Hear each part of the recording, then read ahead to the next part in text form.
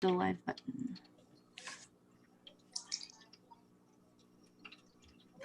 I think we're live. Welcome to Dive into Worldbuilding. We appear to be. I am just going to chill out here for a second to make sure that my YouTube is muted, because if it's not, it's a disaster. And I can never tell unless I check. There. Now my YouTube is muted and we can talk.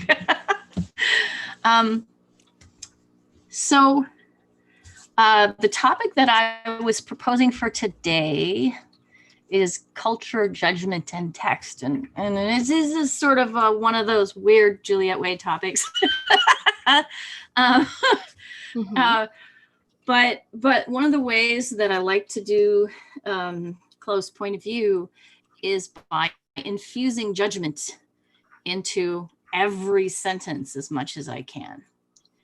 And so I kind of thought maybe we could talk about characters that we've read and how they judge the world around them, how they show their cultural background in the way that they judge things.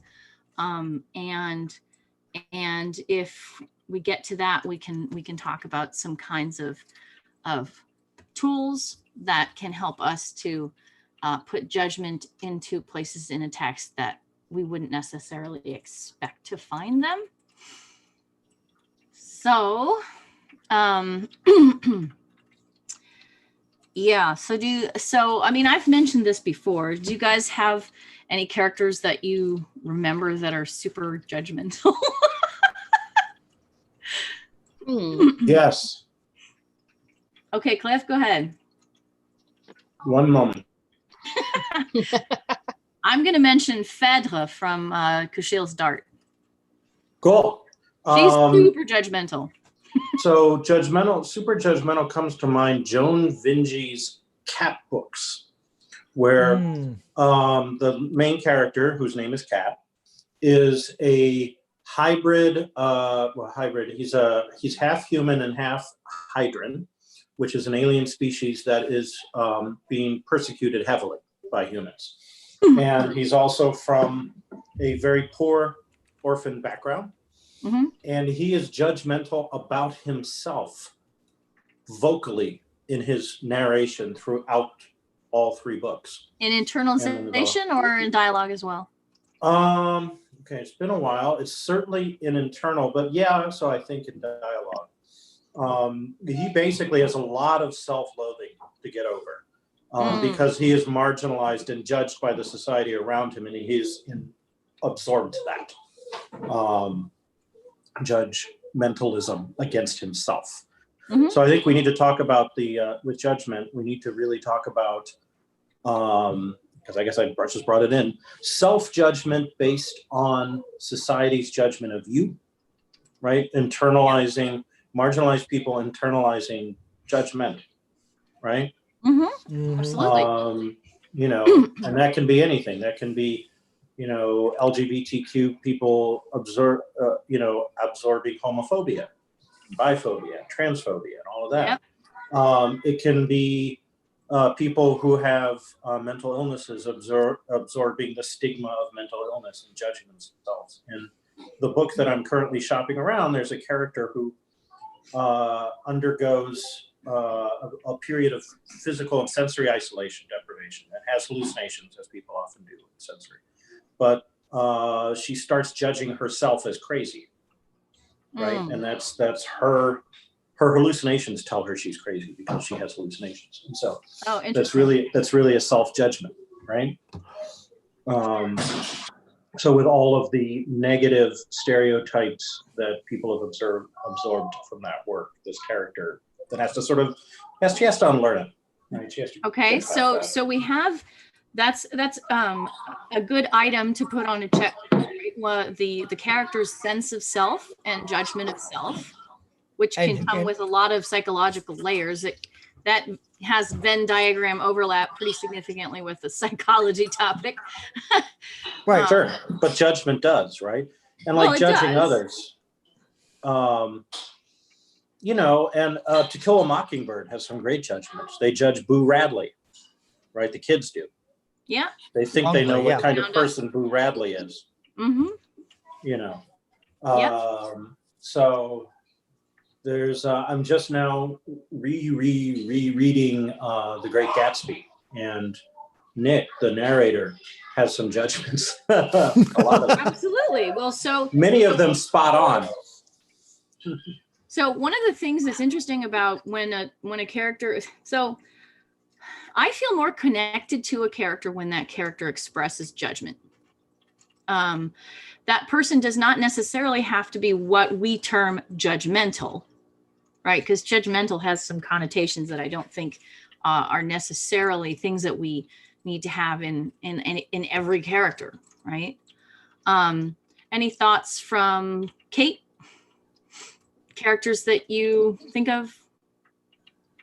Yeah, actually, Miles Vorkos again. Okay. Because he's letting you know how everybody else is judging, or actually, probably the omniscient narrator is. Is that in first person? I don't remember. Third person close. Third person? Yeah. Okay, yeah. So it's the omniscient narrator telling you how everyone else is feeling, and all of the machinations going on that makes the government interesting. And so, yeah, it's sort of,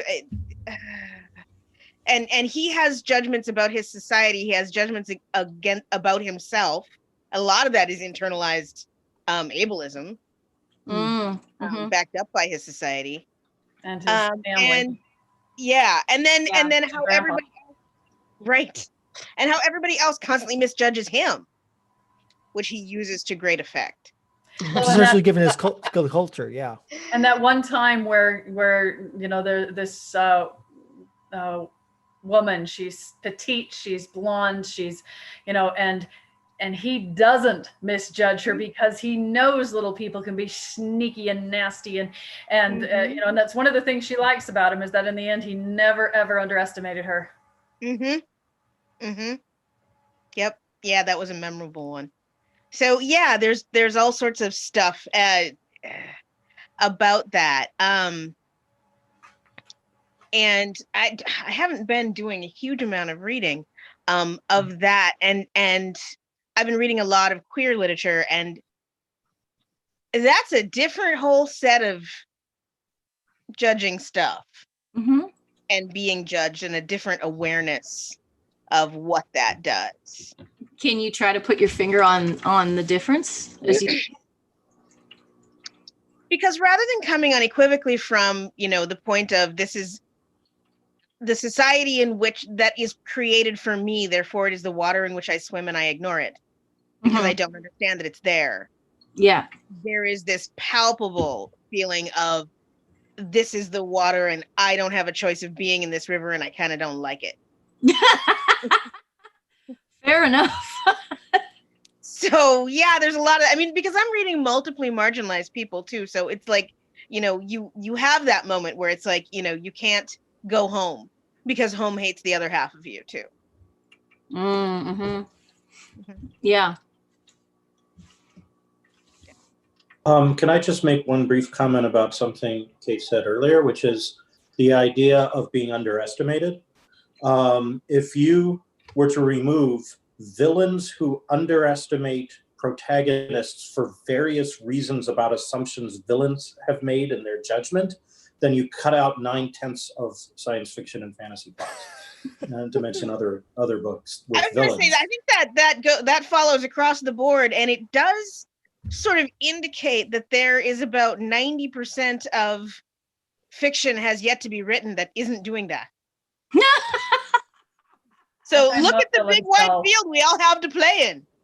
Yeah, but often the only thing the heroes have going for them is they're being underestimated. It allows them to survive. Yeah. Yeah, I have things to say about the canon right there, and maybe not. Yeah, so by all means, point us to a better literature, a better model. Well, I don't think we have it yet. I think that's the problem. I think that's the tension that we have in a lot of science fiction right now, is that we have a whole bunch of people that are looking for the new literature. We don't have that many people who are being published who are writing it, because publishing doesn't like it either. And then we have a significant amount of crabs in the bucket saying, no, you can't do that. So we find ourselves in that creative tension socially as well as individually as writers. Mm-hmm.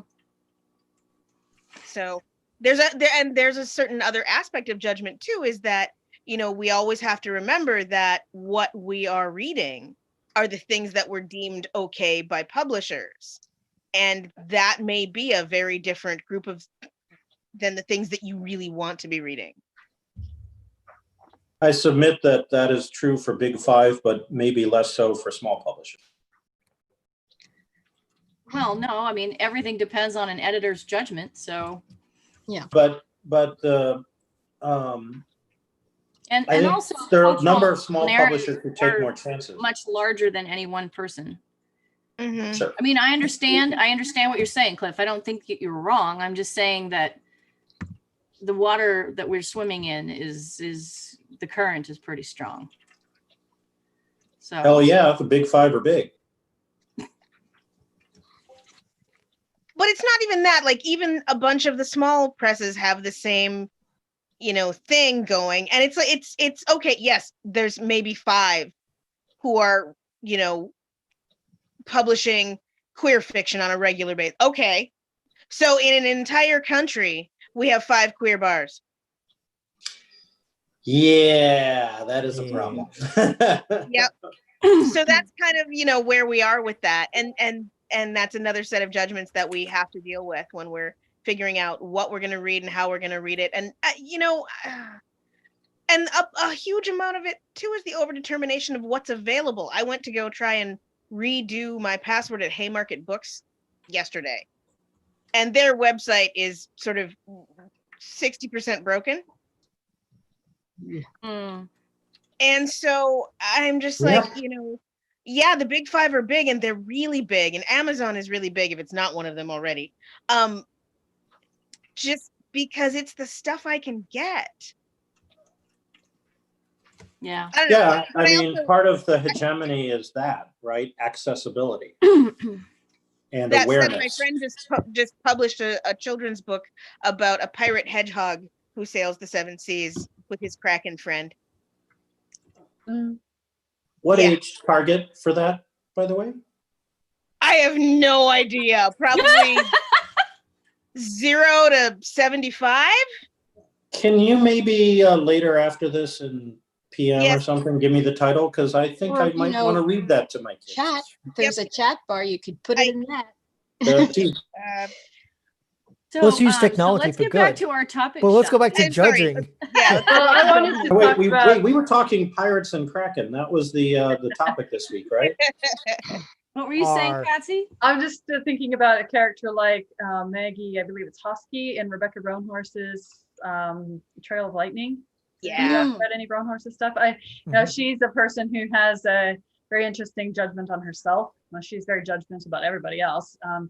I love the fact that she's such an anti-hero. She's such, you know, well, like she says, last resort, scorched earth policy, the person you hire when the heroes have gone home in body bags.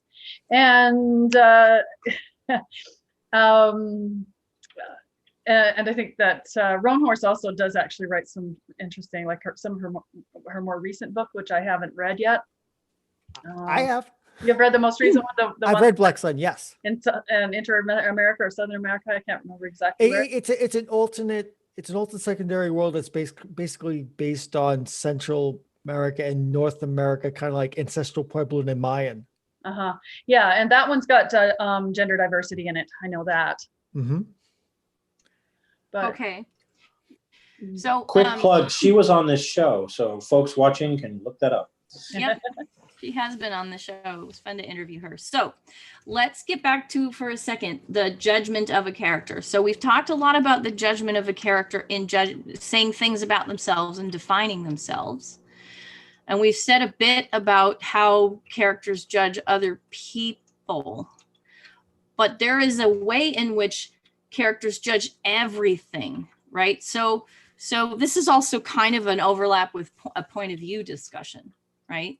If you're in a really tight point of view, the assumption there is that everything on the page is somehow in the perception,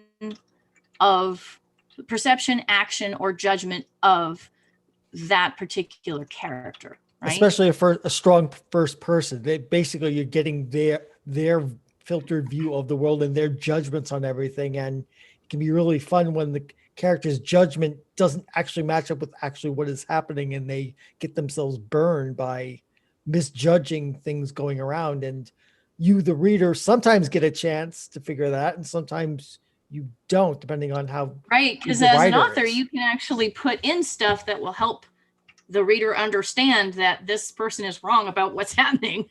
Right. I think of Gene Wolfe's Soldier of Sidon, where the main character we've talked about this book before on the show. I'm sure Cliff has, and he doesn't remember things, so he'll run into characters he's met before, and you, the reader, know he's met them, but he doesn't, and his misinterpretations of these characters is darkly hilarious, because he doesn't quite realize he's done this before, and it leads him to all sorts of problems.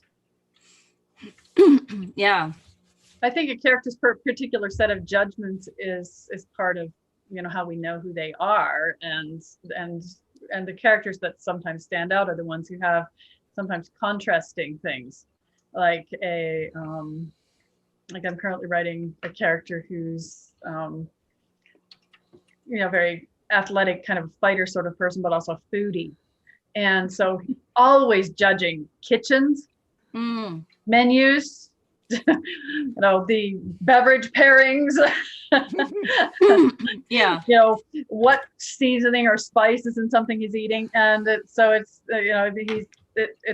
this thing that keeps popping up in the middle of the rest of his life, that is just really very passionate and grumpy about food.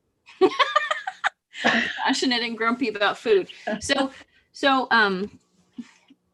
and there's my cat. That's my cat, not my son's. Oh, That's Kongu. Anyway.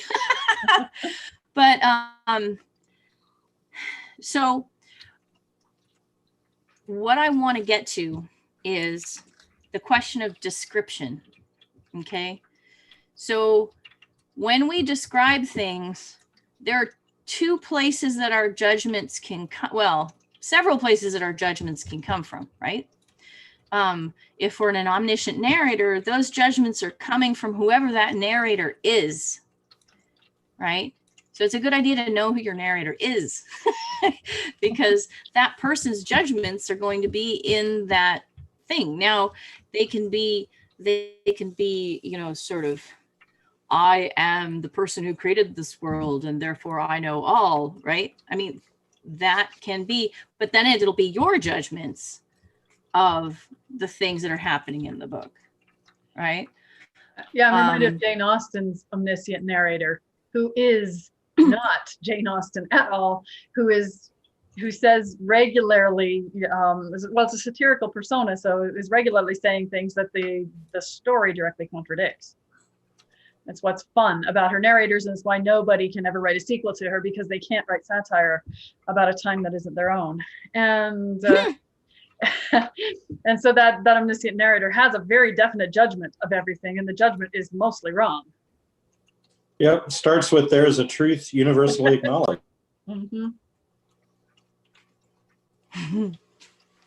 Yeah, I mean, you could, if you're describing a room, even, first person, third person, whatever, you say there's, a sad little bouquet of flowers sitting in a cheap and tawdry vase in the corner. That's a ton of judgment right there.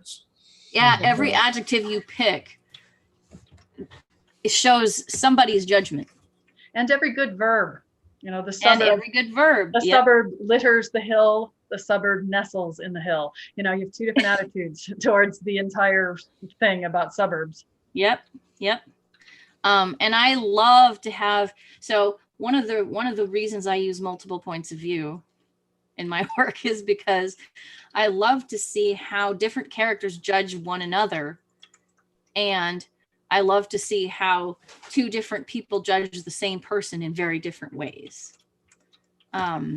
And I get there's a lot of tension and a lot of drive and irony to be gleaned out of those contrasts between different points of view and different judgments.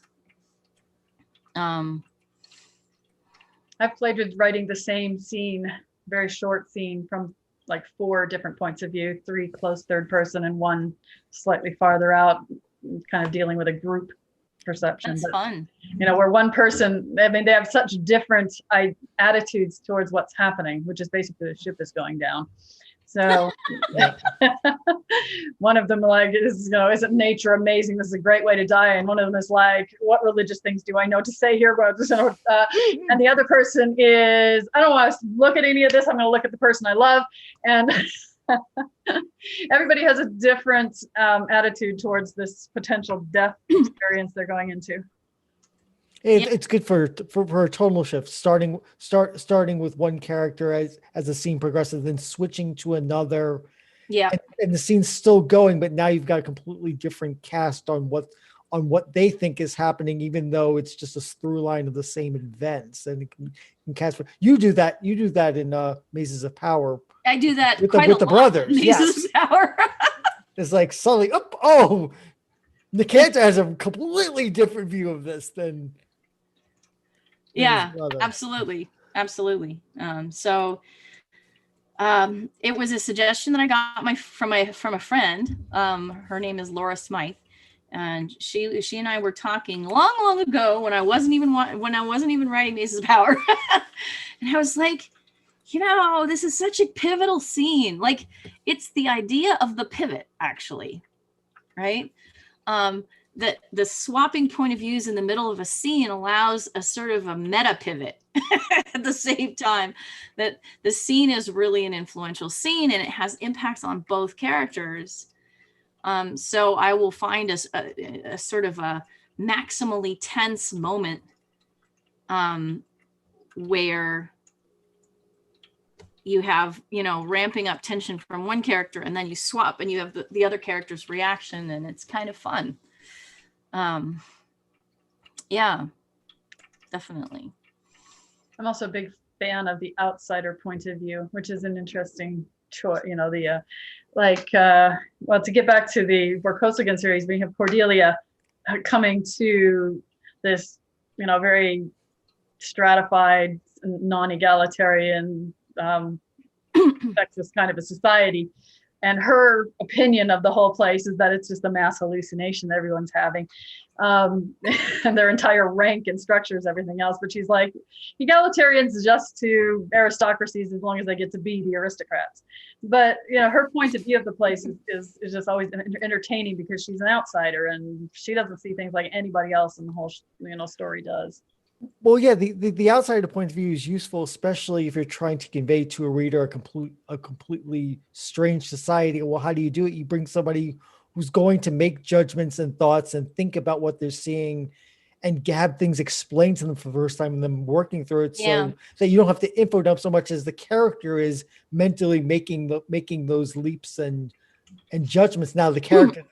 Now, if the character is more aligned with what you're thinking, that can work. And sometimes you can work against it, and the character's thoughts are completely alien to what you think about the society. And that can be an interesting sort of tension. The character's judgments standing opposite what you would think of what the society holds. Mm-hmm. Yeah, one way you can do that is like you have the child narrator, right? Also. Or the child point of view character, like, and then it's different if the narrator is an adult remembering their childhood versus the child. So like Coraline by Neil Gaiman, you're in the point of view of Coraline at the age she's at. But again, To Kill a Mockingbird, obviously you're in the adult point of view, remembering being the kid who was nicknamed Scout, right?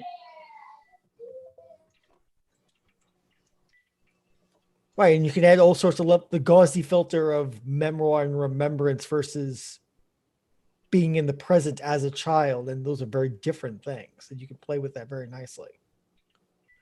I mean, the way I remember my childhood is probably completely different than what I was thinking at the time.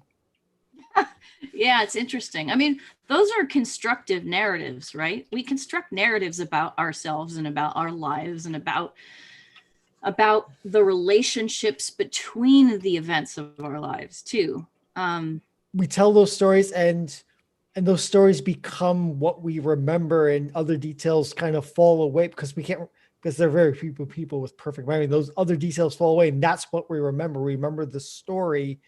And then you get in arguments with your brother, like I did after my mother passed away, about previous events that we remember completely differently, because we constructed the stories in our head in different ways. Yeah. And all the gaps. As an only child, I find that fascinating. Oh yeah. I mean, well, so I wanted to say something about outsider perspective. Okay. Outsider perspectives are so incredibly useful that they are really, really common. You know, the person who's never been to this town, or the human who's never been to this planet, or you know, the new member of the family, or the estranged member of the family who's returning. There are all these different kinds of ways to create an outsider, right? And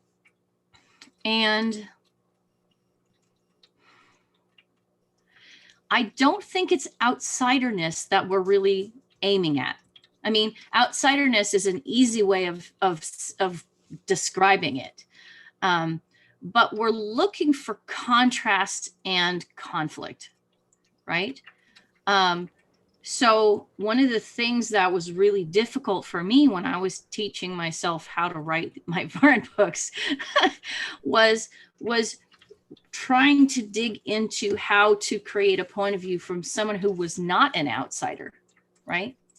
Who could come across with judgments that were completely normal for them and therefore unexplained, right? And doing that is actually quite challenging. It can be very challenging because the things that I notice in the Varn world are not the same things that Taggart is going to notice, right? And so I have worked very hard on it. And that's one of the reasons why I think this discussion is worth having.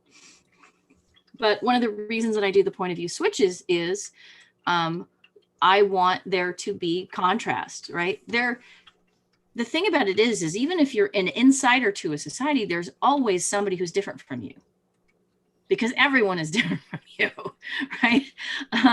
And in Varn, there are all these different castes, and they have different cultures, and they have very different views on the same events and the same people, and that kind of stuff. And I completely geek out about that, often with Kate. But the sense of contrast is what drives it. And so if you eliminate the quote unquote outsider, you're not necessarily eliminating the drive that outsiderness creates, right? Because what you are looking for really is things that are unexpected happening. Why are they unexpected? What is the normal against which those unexpected things can be contrasted? Or people who are not in the same social group as you, right? So when you get down to the nuts and bolts of it, outsiderness is not necessary as such, right? Because there's so many more opportunities for contrast, for disagreement, for unexpected things to happen, because boy, that is a pretty big storytelling element. I think at least in European-based narratives, the inciting event in a story is very often something abnormal happens. Well, yeah. Something changes from the normal. So Hero's journey. yeah. So those changes and those kinds of things can provide the same sense of drive, sense of impending events and story that sometimes you can get with the outsider, because the outsider often is the thing that has changed by arriving. Right, you're right. The rock is dropped into the pond and the ripples play out, and Yeah. and all the insiders have to react to this outsider's presence. Yeah. So And even if the sometimes it's outsider says it does, catastrophic. If you've ever Yeah. read The Sparrow, exactly. you know, they arrive and they don't think they're doing anything wrong, and then whoops. Surprise. So- I mean, just your existence changes the society and the culture, and sometimes in very unexpected ways. As in Sparrow, our main The character arrival finds of out. new resources. Yeah, Right. Or like, when the traders arrive from outside and they start saying, you really want this. And it changes the economy, it changes the balance, it changes the cultural balance. It can do a lot. Especially when, especially if those traders are colonial inclined. have we done context stories as a specific topic? Ooh, no, but we will. We should. Yes. I was just thinking about the novel A Deepness in the Sky by Werner Vinge with Mhm. regard to what y'all were saying, because there's two groups of humans and one group of giant spiders who are the natives of the planet. And the one group of humans comes from a really messed up society, and they have strong judgments about the protagonist's society, because the protagonist comes from a culture of trading, where trading and cooperation are valued, and the other comes from a very centrist power structure and views traders as the lowest of the low. Peddlers is the word that they, and so they judge our heroes as peddlers, who are scumbags, just one step above street rats to these By people. the way, that's another word choice that conveys judgment. Right? Right? Yes. So I was also thinking about the insider judging. One of the brilliant world building tools of George Orwell's 1984 is the fact that Winston Smith starts out being just a member of his society and not really judging anything, right? It's the world around him.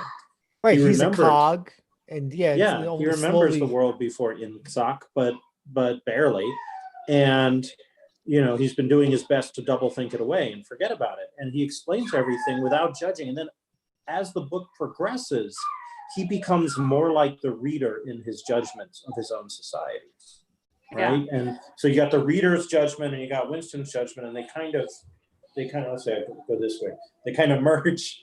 I'm gonna want to make a little adjustment to the way that we're talking about this, because when we say without judgment, that means without judging something as bad. Yes, that's what I mean in that one instance. Right. I thank you for clarifying. No problem. It's just worth saying, because I think judgment creeps in, and one of the ways that it creeps in is, so we've talked about verbs and we've talked about adjectives, right? But really, there are very few words that you can pick that do not convey judgment in some way. So, for example, nouns like peddler, right? Or street rat. Or meddler, right? Yeah, you meddling kids and your dog. Yep. Yeah. So also a Handmaid's Tale about is how they interesting, judge things, because I do this. This is a whole topic in and of itself, but I do this thing where before I start writing a scene, I try to know as much as possible about everybody who's in the scene and how everybody judges everybody else. And it's a way that I try to hack my own brain to get the social registers of the language right. Because if I don't know all these things, then I'm likely to let slip a judgment word that's the wrong one, right? And I could wait and just sort of write it off the top of my head and then try to fix it all later. But I find it easier to sort of build up a stack of cards for this particular scene in my head, and kind of try to settle into it as a worldview, and then write, because it allows me to choose my words more effectively on the first go round, if that makes sense. Yes. Yeah. I don't want to monopolize too much of the conversation, but I do want to mention one thing, because you are such a plotter and I am the opposite. So for the sake of viewers, like I'm so extremely the other way. When I start writing a scene, if I know anything about the characters that I'm introducing in the scene, it kills the writing process dead. I have to discover them by writing the first draft, who they are, what they are. But often, I don't have to go back and fix their word choices, because the word choices they make just help me discover who they are. And then I basically, it's the difference between a written play and improv. So when I write a scene, it's a lot like improv. Also, the world grows out of those characters, right? Whereas They grow out of each other, out yeah. of the world, so they have to follow the rules of the world that already exist. If it's the first scene, there are no rules that exist for me. I create the world by writing the draft. Yeah. But I mean, you can do it both ways. But like, once you have a world that exists and you want to place a particular character in a particular milieu, there are elements of that are going to be necessary. Absolutely. Say, oh, this guy comes from the trader people of such and such a place. And then, well, ideally we should know a little bit about them. Or if we've never seen them before, we're going to start discovering things about them as we go. I just don't want the discussion on the world building side to veer too much towards, plotters, because like, I don't build a world before I start writing a piece of fiction set in a new world. I build the world by writing a piece of fiction set in a new world. So the reason I call it hacking my brain is because our use of social language is largely subconscious. And we do it instinctively. We code switch instinctively. We don't talk the same way to our children that we talk to our teachers, or our parents, or our neighbors. We have this little subconscious magical code switching machine in our brains that we have very little conscious access to. And if you interview somebody about the way they talk to different people in their lives, they will tell you all about it, and they will be wrong, because they will be telling you what they feel they ought to do rather than what they actually do. And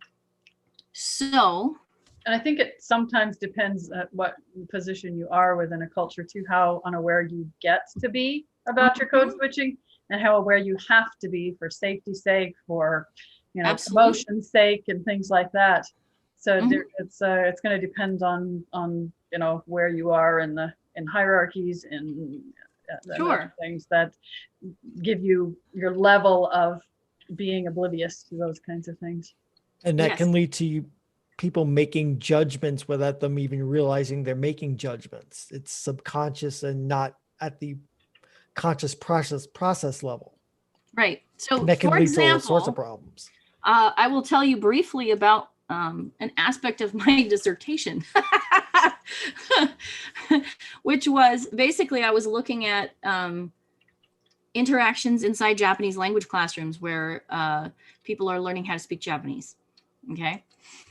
And the impact of this is actually far larger than it might seem, because if you are bad at syntax, everybody's like, oh, you're a language learner, right?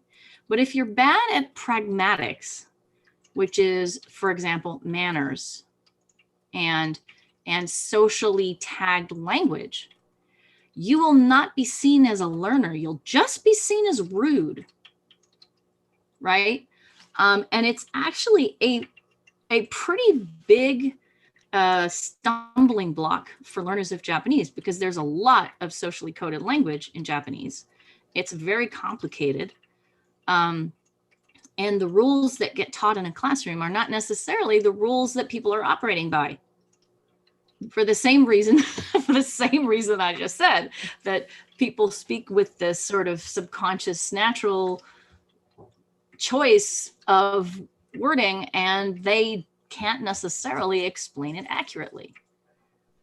And so when I was in the classrooms, what I was finding is I could analyze and I could see, oh, this is why people are using different wordings at different times. But when I ask them in an interview why they're using different wordings at different times, they don't even know which ones they're using. Mm-hmm.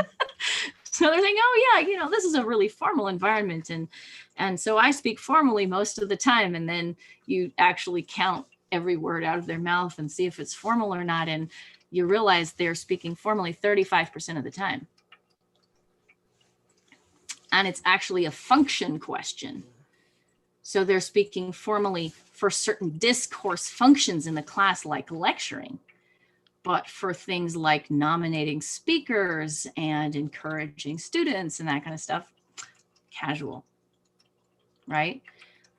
As you can imagine, this does cause some issues in the classroom, and culture has a lot to do with it, right? But so this is the background that I had when I started coming into fiction writing. And it informs a lot of why I write the way I do, and why I think through the things I do before I start a scene. Because I want to feel myself in a social position so that I don't have to plan, right? If I plan while I'm writing a scene, the scene is all clunky and doesn't live, right? But I need to know kind of who I am before I come into that perspective and just let it flow. So, yeah. I'm currently teaching Richard Wagamese's Indian Horse to a class of Indigenous students. And we've been looking at other Indigenous authors as well. And they gave them a close reading assignment that really is interesting to me, because I gave them the standard list of literary terms and things like that I would have given to my non-Indigenous classes. But I said to them when I gave it to them, so I'm going to be suspicious here that these aren't going to be adequate. You aren't going to be able to talk about Indigenous literature using these terms, and that these terms are not going to be accurate. And that turned out to be entirely the case. And we had a really interesting discussion after that assignment where they talked about the ways in which these terms didn't work. And so we talked about the ways in which, for instance, the word elegy didn't work for Old English literature either, but ended up being used for it and coming up with a different definition for elegy to fit that culture, even though the word came from somewhere else. Mm-hmm. But it was definitely the case, like words like personification and apostrophe are completely irrelevant to Indigenous worldview. And so things that you would call figurative language, for instance, if you're reading them from a Western European perspective, would not be at all figurative if they were in an Indigenous text. And so, when it comes to the worldview affecting the way that a piece of literature is written, I think it's really hard to get out of your own, mm-hmm. and or to even recognize when you're in someone else's world.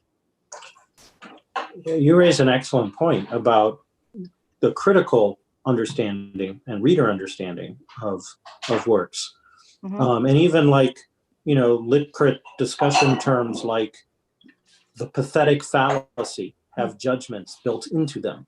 Yeah, right? Yeah, they the do. very name, yeah. But when you literally believe that the land and the trees and the rivers and the animals are living beings with spirits, there's no pathetic fallacy to assign emotions to them. Right? Yeah, it's just things. Yeah, so that's fascinating. I would love to see a write-up of what you all. I told my students, I said, we need to, if you guys want to, our final writing project, you can all just contribute to, and I'll see if we can find a journal. Sounds like a great plan. Go Patsy. just because it's fascinating.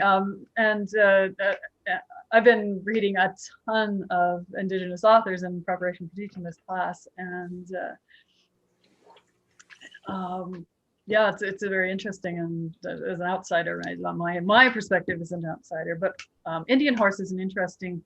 Also, the point of view of the character is the looking back into the past sort of a thing. This he is in a treatment program for alcoholics, and his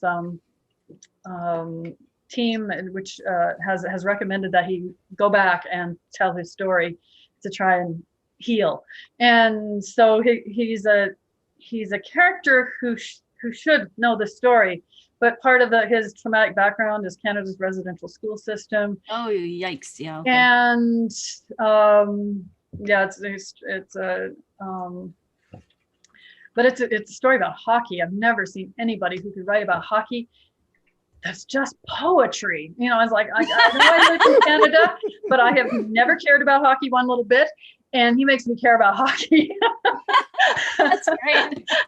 But this character is so psychologically messed up by what happened to him that he doesn't know what happened in his past. And so his view of what's going on, we finally find out what really happened, but his views of the characters, you have to go back and reread the book, because it's like, okay, even in his memories, he's wrong about what went on. He doesn't remember entirely what happened until he finally, you know, everything comes together and he finally starts to remember what happened to him in that situation.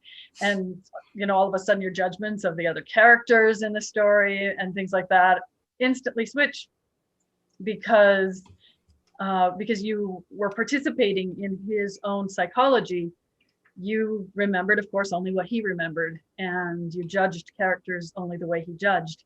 And then when he had worked through and these things that were blocking these memories, all of a sudden then you come up with a different set of judgments for these characters.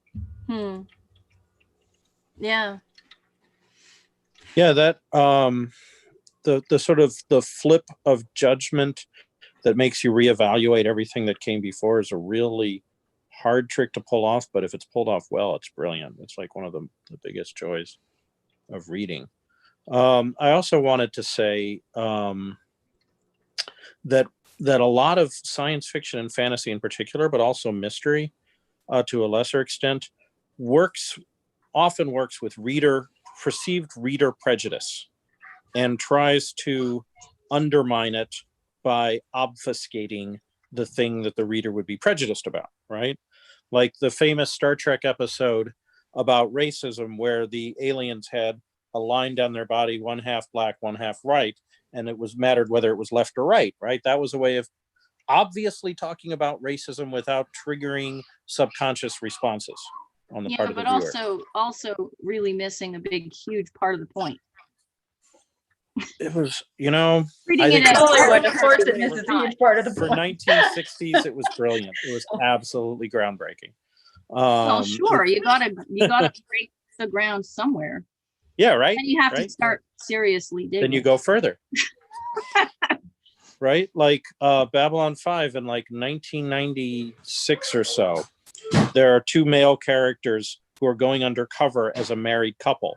And that's how you find out that there's same-sex marriage in the 23rd century in Babylon 5, right? And this was like many years before it was even could be talked about in the United States as a serious political idea. But it was the casualness in which it was introduced, and how they just slip into it, and Marcus and Stephen just bantering at each other, like, yeah, like this a is why your couple. parents hate me. It's like, God, like they just go for it. It's like it's obviously a natural thing in this society, and they that really sold it. Yeah, well, I think to some extent,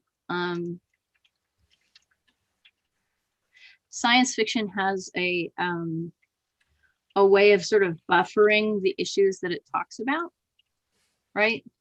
And I think that's definitely valuable. I think it's also worth asking whether we're, coddling the privileged too much by buffering it as much as we do. But that's definitely more than an hour's worth of a conversation. Yeah, I would just say it depends on what your target reader is and what you want to achieve.